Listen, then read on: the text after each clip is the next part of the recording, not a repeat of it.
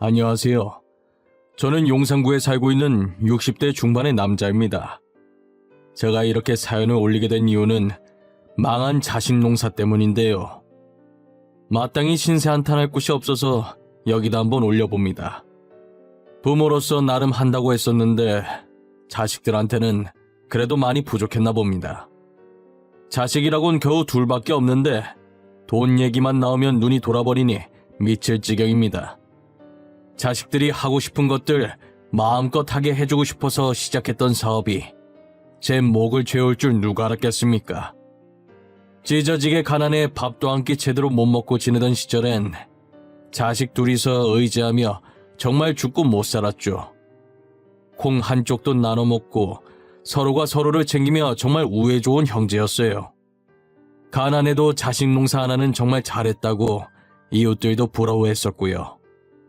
그렇게 동네에 소문난 형제들이었는데 제가 하던 사업이 성공하게 되면서 둘 사이는 예전 같지 않았어요. 형편이 나아질수록 형제들 다툼도 잦아졌죠. 결국 커서는 돈맛을 보더니 자칫 잘못하면 저까지 잡아먹겠더군요. 제가 나이를 먹으면 먹을수록 아들들은 저의 재산에 대해 이야기를 하더라고요. 떡 줄 사람은 생각도 안 하는데 말이죠. 자기네들끼리 서로 조금 더 가지겠다고 죽일 듯 난리치는 꼴을 가만히 보고 있자니 그렇게 한심할 수가 없습니다. 자식들도 각자 하고 있는 사업이 있었어요. 그래서 제가 살아있을 때 직접 재산 분할을 해주려고 했었죠. 그런데 하는 꼴을 보니 지금 재산 분할을 해준다고 해도 자식들은 돈을 펑펑 쓰고 혼자 남은 저는 빈털터리로 버려질 것 같더군요. 저는 노후에 쓸 만큼의 재산을 몰래 조금씩 야금야금 빼돌린 뒤 재산 분할해주고 제가 먼저 자식들과 연을 끊으려고 했습니다. 일단 제 회사는 누구에게도 물려주지 않고 제가 살아있는 한 계속 들고 있을 생각입니다. 자식이나 마찬가지인 회사라 제가 눈뜨고 있는 날까진 지키고 싶었어요. 이렇게 될 때까지 악착같이 살게 된 데에는 다 이유가 있었습니다. 사실 제게는 잃어버린 아들이 하나 있었는데요. 사업을 시작하기 전 저희는 찢어지게 가난한 형편에 입에 불칠하고 살기도 힘들었어요. 그런 모습을 보고 어머니가 안타까워하셨죠. 어머니 딴에는 저희 부부를 도와주려고 한 행동이었지만 저희에게는 되려 씻을 수 없는 상처가 되었습니다. 이제 겨우 2살인 막내 아들이 어머니 따라 밖에 나갔다가 실종되고 말았습니다. 그러다 아내는 충격을 받아 쓰러졌고 병까지 얻어 결국 1년 후 세상을 떠났죠. 막내에 이어 아내까지 잃자 저는 정말 살고 싶은 마음이 없었어요. 아내의 영정사진을 보면서 제발 나도 데리고 가라며 하염없이 울었네요. 내게 그만 울라며 달래주는 어린 아들 둘을 보니 애들 때문이라도 어쩔 수 없이 살아야겠더라고요. 어리고 소중한 두 아들들을 지키고 잃어버린 막내를 찾기 위해 누구보다 열심히 살았습니다. 저는 안 해본 일이 없어요. 막노동부터 시작해서 몸으로 할 수 있는 일은 다 했었어요. 비록 악착같이 돈을 모았고 결국 단칸방을 탈출하는 데 성공했죠. 비록 전세지만 2발 뻗고 잘 수 있는 집으로 이사갈 수 있게 되었어요.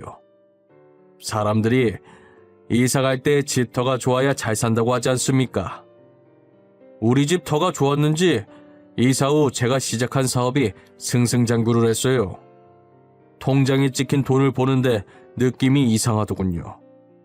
살면서 이렇게 많은 돈을 제가 만져보리라곤 생각을 못했거든요. 막상 돈이 생기니까 뭐부터 해야 할지 모르겠더라고요. 제일 먼저 중학생인 아이들에게 학원부터 등록해줬어요. 간혹 첫째가 자기 친구들은 전부 학원 다닌다며 제게 말해주는데 딱히 내색은 안 해도 부러워하는 눈치였거든요. 학원에 등록하는 날 아이들의 표정이 어찌나 밝던지 잊을 수가 없어요. 다들 이 맛에 돈을 버는구나 싶더라니까요. 저는 아이들이 하고 싶은 것, 먹고 싶은 것은 부족함 없이 다 해주며 살았습니다. 그렇게 하루가 멀다 하고 바쁘게 살다 보니 제 기억 속에서 막내가 잊혀지더라고요. 그러다 제 기억에서 막내를 다시 꺼내게 된 건 어머니가 세상을 떠나실 때였습니다. 어머니는 이제 나이가 있으신지라 치매에 걸려 요양병원에 모시게 됐죠. 이제 회사도 많이 컸고 아들들도 다 키워서 제가 틈틈이 어머니를 요양하고 있었어요. 어머니는 저를 알아보지 못하시지만 저를 부를 땐 꼭 막내야라고 하셨어요. 저는 외동이라 첫째면서도 막내이기도 하니 틀린 말은 아니라고 생각했죠. 그런데 마지막 날엔 이상하리만큼 슬픈 눈으로 저를 바라보시더니 제 얼굴까지 양손으로 쓰다듬어 주시더라고요. 막내야, 우리 막내. 네, 어머니. 막내 여기 있어요. 할미가 미안하다. 내가 널 그렇게 보내면 안 되는 거였는데. 내가 미안이여. 다 내 잘못이여. 어머니, 그게 무슨 말씀이세요? 다 내가 한 것이여. 니네 애비는 아무 잘못이 없으니 너무 원망 말어. 그 보육원에 보낸 건 다 너 잘 살라고 한 것이여.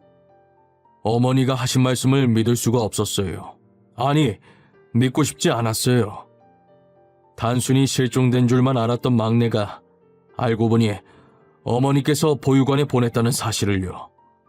저는 머리가 새아이져 한동안 아무 말도 할 수 없었습니다. 어머니는 그 말을 끝으로 잠자듯 편안하게 눈을 감으셨어요. 어머니의 장례가 끝나고 곧장 막내를 찾으려고 했었습니다. 하지만 너무 미안하기도 하고 혹여나 이미 가정이 생겨서 잘 살고 있는 애 앞에 제가 괜히 나타나 혼란만 줄 것 같은 여러 가지 감정에 찾지 못했어요. 돌아가신 어머니 원망도 정말 많이 했습니다. 어머니가 굳이 막내를 보육원에 버리지 않았더라면 저는 아내도 잃지 않았을 테니까요. 이제 저도 점점 늙어가고 더 늦기 전에 한 번이라도 막내를 보고 싶었어요. 그리고 많이 늦었지만 과거의 일을 사과하고 싶었습니다. 만약 막내를 찾게 된다면 제가 가진 모든 재산을 막내에게도 물려주고 싶었어요. 전 두 아들 몰래 수소문해서 막내를 찾기 시작했습니다. 먼저 어머니께서 말해주셨던 보육원부터 찾아갔습니다. 하지만 성인이 된 막내는 이미 보육원을 떠나고 없더군요. 그 소식을 들으니 눈앞이 깜깜해졌지만 그래도 막내를 찾는 것을 포기하지 않았어요. 고작 제가 알고 있는 건 막내의 이름과 생년월일 뿐이었지만 열심히 찾다 보면 꼭 제 앞에 나타나 줄 거라 믿고 살았었죠. 나이는 점점 들어가고 제 마음은 다급해져 가고 있을 때 흥신소에서 막내를 찾았다는 연락을 받았습니다. 몇십 년 만에 마주한 막내는 듬직하게 멋진 남자가 되어 있더군요. 막내의 손을 잡고 너무 늦게 찾아 미안했다고 용서를 빌었더니 막내는 사람 좋은 미소를 지으며 괜찮다고 하더라고요. 저는 앞으로 막내만 바라보며 살겠노라 마음먹었어요. 자식들 몰래 막내를 만나오면서 그가 못해줬던 것들을 다 해줬습니다. 막내에게 빚이 조금 있더라고요. 돈이 없어서 대출받다 살다 보니 빚이 생겼다는 말을 듣고 전부 제 탓인 것 같아 제가 빚도 다 갚아줬죠. 그렇게 막내와 재회한 지 3개월쯤 되던 해였습니다. 이제 여름이 되어 반팔을 입는 계절이 되었죠. 사실 막내 팔에 조그마한 흉터가 하나 있었어요. 어릴 때 둘째가 실수로 국을 엎질렀는데 그게 옆에 누워있던 막내에게 튀어서 생긴 화상 흉터였거든요. 그런데 반팔을 입고 있는 막내 팔에 있어야 할 흉터가 감쪽같이 사라져 있는 게 아니겠어요. 막내야, 너 어릴 때 팔에 생긴 흉터 말이다. 그게 감쪽같이 없어졌구나. 크면서 사라진 거니? 아버지, 그게 이 흉터가 저는 너무 보기 싫더라고요. 그래서 흉터 제거 수술했어요. 그런 게냐? 요즘 기술이 정말 많이 발전했구나. 오래된 흉터도 다 제거해주고 말이야. 막내는 살짝 당황해하더니 이내 자신의 팔을 감싸고선 제게 수술을 했다더군요. 저는 그랬을 수도 있겠다 싶어서 별 의심 없이 넘어갔습니다. 그런데 막내의 행동이 조금씩 수상해지더라고요. 그때 흉터 자국 물어본 이후로 갑자기 제 눈치를 보기 시작했어요. 혼자 밖으로 나도는 시간도 많아졌고요. 처음엔 저도 대수롭지 않게 생각했어요. 하지만 어딘가 모르게 수상해 보이는 행동에 설마 하는 생각이 들었습니다. 마음속으로 아닐 거야 믿으면서도 의심은 지울 수 없더군요. 결국 저는 막내의 머리카락으로 유전자 검사를 해보기로 했습니다. 결과만 나오기를 기다렸어요. 결과 나오는 며칠 동안 혼자서 얼마나 피가 말렸는지 모릅니다. 그저 막내를 찾았다는 기쁨에 젖어 유전자 검사를 해볼 생각도 못한 제 자신이 너무 한심했어요. 만약 제 아들이 아니라면, 정말 그런 거라면 싶은 생각에 너무 분해서 잠도 제대로 못 잤습니다. 며칠 뒤 결과지가 제 손에 쥐어졌고 막내 아들이 보는 앞에서 지를 봤어요. 불일치라는 세 글자를 보는 순간 저는 그대로 뒷목을 잡고 쓰러졌습니다. 그래도 그놈은 양심이라는 게 조금이라도 있었던지 저를 병원으로 데리고 와서 제가 깨어날 때까지 옆을 지키고 있더군요.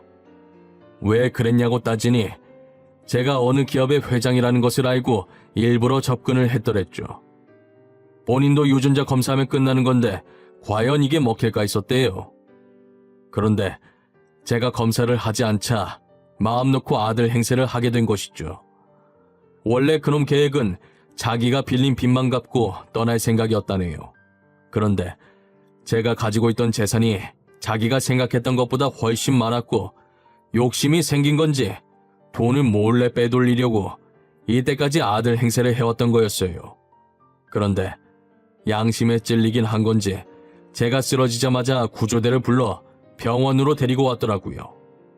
그간 아들로 지내온 정이 있어서 마지막에 그놈에게 돈 몇 푼 쥐어주었습니다. 그래도 막내라고 생각했던 시간들이 있어서 그런지 아닌 걸 알면서도 그놈에게 정이 들었더라고요. 사람 속이고 다니지 말라고 진심으로 충고하고는 다시는 내 앞에 나타나지 말라고 말했어요. 그놈이 병실을 나가고 또다시 아들을 잃었던 당시의 허망한 마음이 들어 한동안 아무 말 없이 창문만 바라보았습니다. 막내를 버린 죄를 지금 받고 있다는 생각이 들었어요. 이번 생에선 막내를 찾지 말라는 하늘의 뜻인가 싶고요. 제 죄는 아직 끝나지 않았나 봅니다. 주치의가 들어와서 검사 결과를 말하는데 제게 위암이 있다고 하더군요. 치료를 하면 생명을 연장할 수 있다고 하는데 더 살아서 뭐하나 싶었습니다. 저는 이만큼만 살고 싶다고 치료를 받지 않겠다고 했죠. 그랬더니 주치의가 하루에 한 번씩 병실에 와서 저를 설득하는 게 아니겠어요. 아버님, 치료받으면 살 수 있는데 왜 안 받으시려는 거예요? 아유, 진짜 나는 그냥 치료받고 싶지가 않다니까 자꾸 그러네. 그래도 살 수 있으면 사는 게 좋죠. 왜 계속 고집을 피우실까? 의사 양반, 지금 환자 살려야 한다는 의무 때문에 이러는 겐가?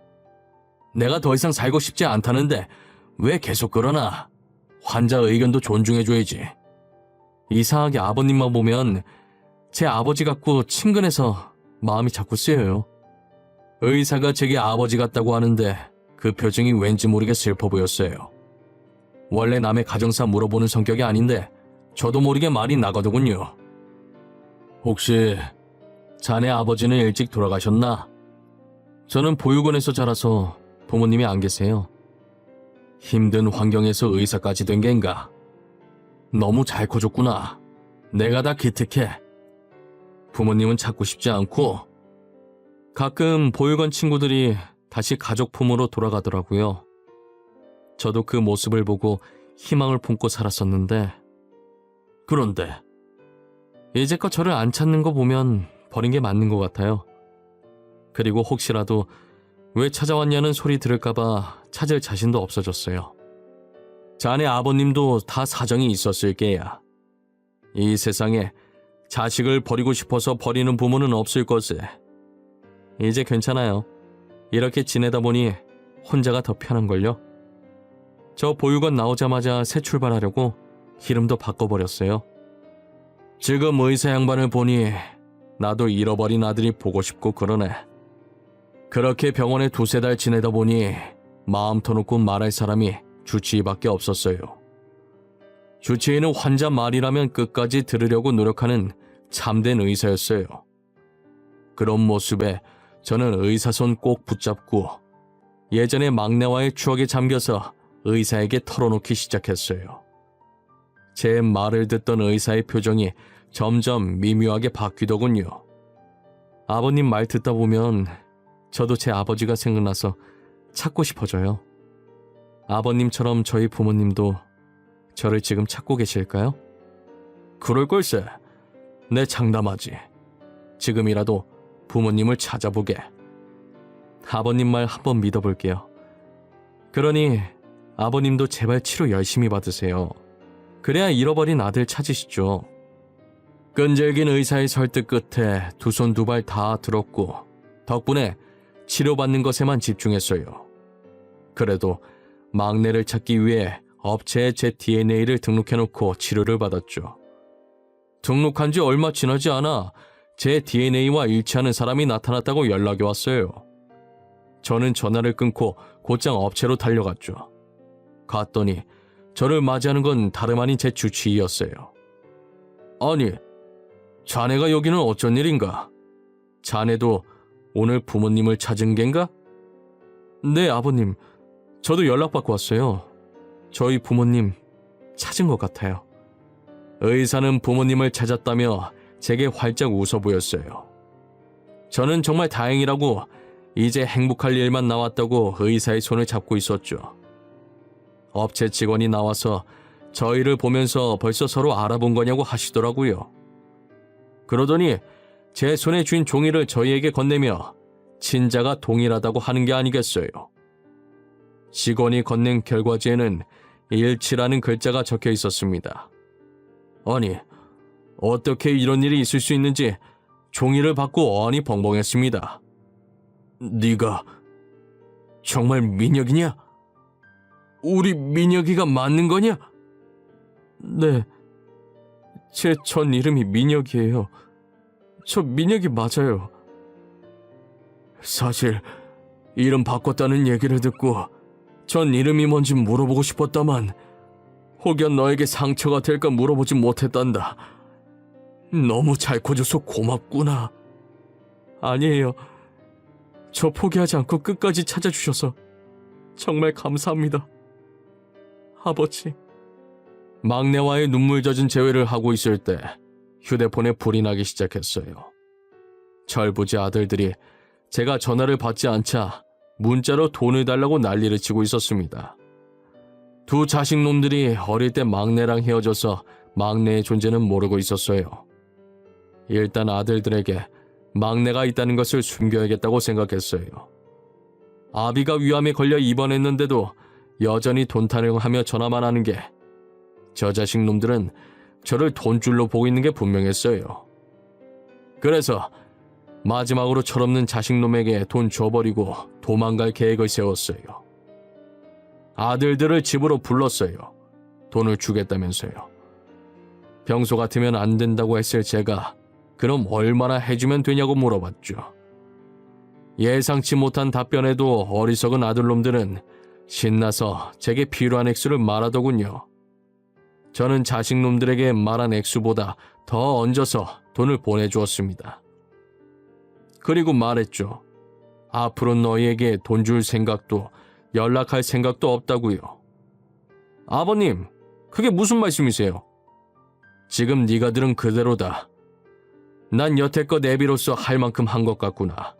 더 이상 나를 찾지 말거라. 아버지, 장난이시죠? 장난이 너무 심하신 것 같아요. 장난? 난 어느 때보다 진지하구나. 이제부터 아들 없는 셈 칠 테니 내가 죽어도 장례식에 나타나지 말거라. 당연히 제 말에 자식들은 난리가 났죠. 시끄럽기만 한 놈들을 집에서 내쫓았어요. 하루가 멀다 하고 아들놈들이 찾아오는 통에 이사도 가고 폰번호도 바꿔버렸습니다. 잠잠해진 집과 핸드폰을 보니 이제야 속이 좀 시원하더군요. 막내는 자기 형들과 다르게 정말 바르게 컸더라고요. 부모 없이도 기죽지 않고 삐뚤어지지 않고 남을 위할 줄 아는 착한 아들이었어요. 환자밖에 모르고 욕심도 없고 바쁜 와중에 틈틈이 보육원 봉사도 다니더군요. 제가 치료받는 동안에도 어찌나 저를 챙기던지요. 그런 아들을 보고 왜 진작 찾지 않았을까 너무 미안했습니다. 막내야, 커갈 때 도움 하나 못 주고 아비가 늙어서 이렇게 받기만 하고 미안하구나. 에이, 무슨 말씀이세요? 다시 제 곁에 와주신 것만으로도 감사해요. 치료도 이렇게 잘 받아주시고 아버지가 제 옆에 계속 있어줬으면 좋겠어요. 미운 아비 원망 하나 안 하고 치료도 계속 해주고 먼저 세상 떠난 너희 엄마가 하늘에서 웃고 있을 것 같구나. 그렇게 계속 고마우시면 치료 계속 잘 받고 건강하게 제 옆에 살아주세요. 전 그게 가장 큰 선물이에요, 아버지. 막내는 지금도 저와 딱 붙어서 잘 지내고 있습니다. 이사하고 나서 바로 저희 집으로 들어와 살았어요. 병원에서도 환자들 챙기느라 피곤할 법도 한데 퇴근하면 곧장 저부터 챙기기 바빴죠. 안 그래도 된다고 하는데도 전 끝내 아들을 말릴 수가 없네요. 저는 수술까지 하지 않고 약물 치료만 하고 호전됐어요. 하늘에 있을 아내가 도와준 건지 종양이 크지 않을 때 발견돼서 다행이었다네요. 이제 어느 정도 몸이 회복되고서는 막내가 다니던 보육원에 봉사도 다니기 시작했어요. 그러다 막내가 저에게 꼭 보여주고 싶은 사람이 있다는 게 아니겠어요. 제 품으로 들어온 지 얼마 안 된 막내가 다시 제 곁을 떠나는 것 같아 시원섭섭하더군요. 그런데 막내가 데리고 온 여자를 보고 놀랐습니다. 같이 봉사 다니면서 제가 막내 짝으로 눈여겨본 여자였거든요. 참하고 착해 보여서 막내랑 어울릴 것 같다고 생각했었죠. 막내도 며느리를 봉사하면서 만났다고 하더군요. 들어보니 며느리도 아픈 과거가 있었어요. 그래서 둘이서 보듬어주며 살겠다고 하더라고요. 저는 그 자리에서 기쁜 마음으로 결혼 승낙했습니다. 지금은 막내와 며느리가 저를 알뜰살뜰 챙겨주며 셋이서 함께 살고 있습니다. 그리고 두 아들은 각자 하고 있던 사업이 망해서 빈털터리가 됐더라고요. 이때까지 사업이 유지되던 것도 다 제 돈 때문이었지요. 사업 실패로 모든 걸 잃은 자식들은 날마다 제가 운영하던 회사로 와서 제발 한 번만 연락해달라고 부탁하고 왔어요.